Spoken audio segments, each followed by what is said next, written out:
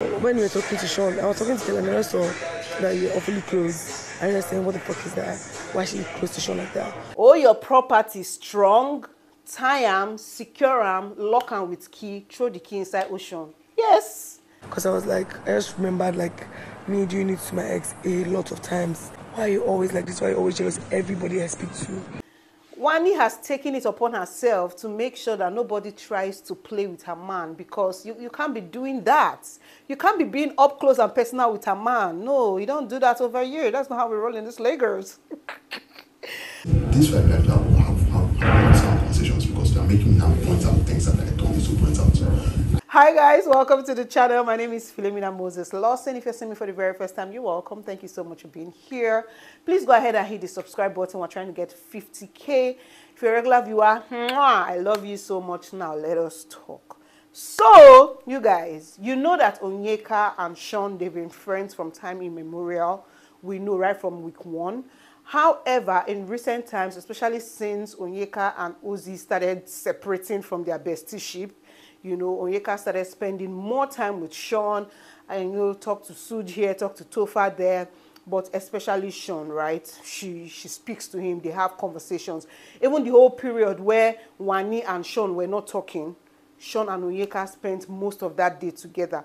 That was like some 2 or 3 days ago, right? So I feel like Wanni has been noticing that and noticing the pattern. But for yesterday, there was one kind of position where they did. I don't know if I'll see the picture and I'll put it here, but ultimately, what Onyeka had done was she put her hand across Sean's neck, and that position will be like, you know, intimate position. We said, we're not going to lie. We're not going to lie. However, I believe that Wanni should understand that what can it possibly be? Everybody knows that Sean and Wanni are together. So what will Onyeka now be going to do? Is it that she wants to spice Wanni, or what exactly will she be doing in that type of position with Sean? I just felt like it didn't mean so much. Maybe she was describing something, she was talking about something, or she just, you know, loose-guarded or something like that. I feel like that was what happened, right? But Wanni did not find it funny. I've also seen some time ago in the diary session where Wanni and Handy were complaining about how Nelly especially was being touchy with Sean. They had a problem with that. So we can tell that there is, you know, a pattern where Wanni doesn't want anybody to come close to her man. Yes, talk to him, chat with him, but don't put your hands on my man. Don't put your hands on his body. Don't try to, you know, be all touchy with my man, because I'm not going to do that with your man. Maybe, you know. So, and in this situation, right, she was already talking about how, oh, she doesn't like it, you know, this, da. And she finally had a conversation with Onyeka. I love the approach that she used. She didn't go and strike, you know, she didn't go there, try to go and warn Onyeka, say, oh, Onyeka, I want you to do, it's giving this, it's giving that. She gave a backstory of the type of person that she is, and how the reason why she even ended up not marrying Sadi, which she was talking about her 4 years relationship. All of us know saying Sadi.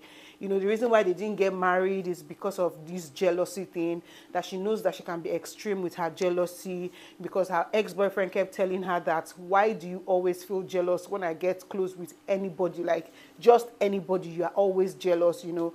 And that also was part of the reasons why they broke up.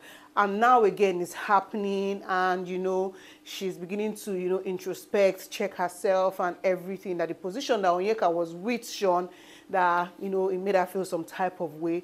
And I feel like talking to Onyeka like that will also make Onyeka sort of withdraw from Sean. Onyeka will exaggerate things. She has not spoken to Sean about it yet or anything, but you guys, I know that she will still go to the diary room to go and say, oh, Biggie, it's like me, I'm causing problem for people's relationship. Oh, I'm causing problem. I want to leave Suj for Nelly.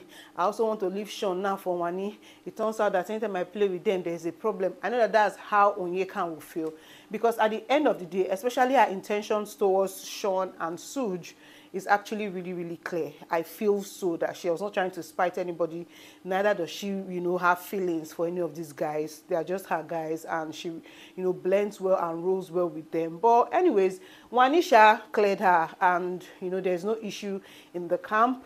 But I wonder if there's going to be an issue if Onyeka eventually tells Sean that, oh, your girl don't come tell me, say, she no like the way we do. I don't know if Sean is going to feel happy about that, or he's going to be like, this is an enclosed place. You want to, block me from, talking to other people. But Wanisha says she's very clingy, she's very jealous, and it's something that she needs to work on.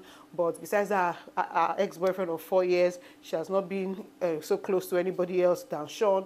She has said all those things. You guys, let me know what your thoughts are about this whole thing, because this is an enclosed place, so what's in the happen? Let's also just talk about how Doublekay, they don't forget themselves. They don't forget themselves.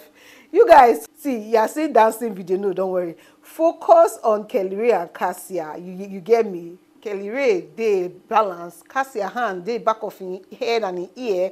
They touch her, they romance her.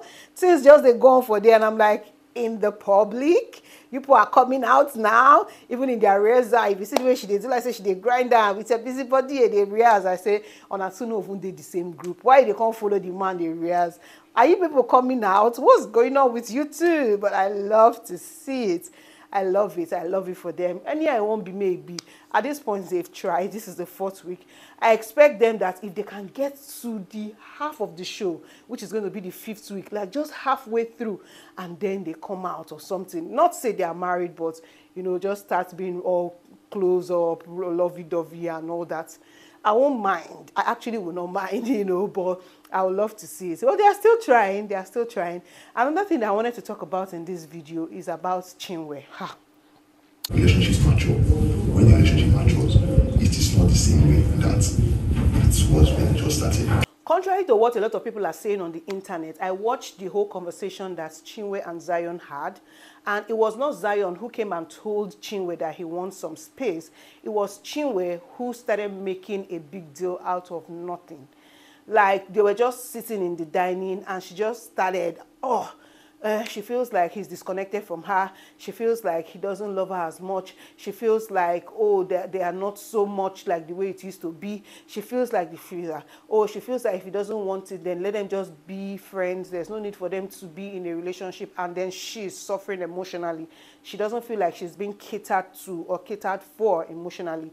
So if they are saying they are in a relationship, then he should either cater for her or cater to her emotions than just relate with her like a normal friend. That was her own point. Then he now started trying to cite things that you have been sick this period. I've tried to be there for you. There are some things that I don't do originally, but I'm already doing them for you, like washing your own clothes. She's not like, why is he counting all those things?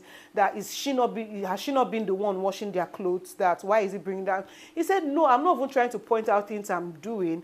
I'm just trying to state the fact that it's not what you think. Contrary to how you think or how you feel, I'm actually doing enough, in my opinion. I don't think I'm detached from you. He was now also explaining, was you I was with upstairs, and I saw them upstairs. 2 of them, they held hands like this, they locked hands like this, and they were sleeping in the closet. Me say, I don't even talk, love, wanting to, And besides that, also, he made breakfast for her.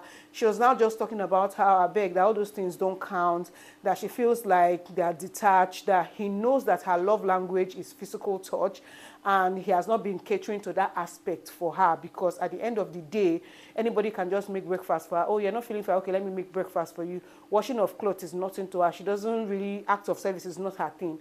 That physical touch and quality time is her thing. So if he's not spending that quality time with her and, being there for her and everything, then she doesn't see the point. He now also started telling her that it's because they are locked up in this place 24 hours. That is why it looks like, he's sort of apart from her or away from her. That in real life, even outside this house, if he's not with her, he's with his guys or he's alone. And that is what he's doing here as well. If he's not with her, he's either alone or with his guys, or he's probably doing something else. That is not neglecting her. And also, she should not forget that, this relationship is growing, and everybody knows that the more your relationship grows, things do not, remain the same as it used to be. And then she went ahead to say, okay, yes, things don't remain the same, but you should know your partner more, even connect more with your partner. But in our own case, you are, going apart and all that. He now started pointing out, that was when he now started telling her, you know what, I understand that your own love language is physical touch and, quality time and all. But for me, I'm not so much of a physical touch person, not like I don't like it or anything. But I try my best to, cater to that your feeling and that's your need, but I also really like my space. And maybe that is why, when I try to cater to you, I'll also find my own time to be by myself. That's why you are feeling the way you are feeling, you know. But she just went on and on about like, oh, you don't this, maybe we should just break up, you know. He tried to tell her that, it's not what you think. I don't feel like we are disconnected. I feel like everything is still fine. It doesn't mean that anything is happening with us. But yeah, they had that, and they are still a bit shaky, but they are still together. Anyways, I thought to bring this gist to you guys. I'm going to see you on the next one. Bye-bye.